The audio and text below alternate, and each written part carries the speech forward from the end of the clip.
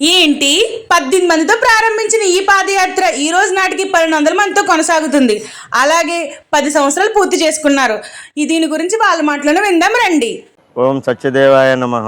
ఈ పాదయాత్ర అనేది 18 మందితో ప్రారంభించిన ఈ పాదయాత్ర దినదినంగా ఎంతో అభివృద్ధి చెందుతూ, అలాగే ఈ సత్యదేవుని దగ్గరికి అందరూ ఈ దైవత్వాన్ని నమ్ముకుంటూ సత్యదేవుని దగ్గరికి పాదయాత్రగా బలిస్తిప్ప, పల్లం, ముల్లెటిమొగ, నీలరేవి, సిరయానం, పోర, ముల్లెటిమొగ, కొత్తపాలెం, ఏట్లపాలెం ఇంకా పరిసరి గ్రామాలన్నీ ఈ పాదయాత్రలో పాల్గొన్నారు.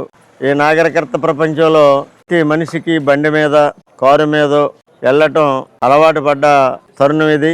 ఇప్పుడు ఈ పాదయాత్ర చేయటం అంటే చాలా కష్టమైన పని.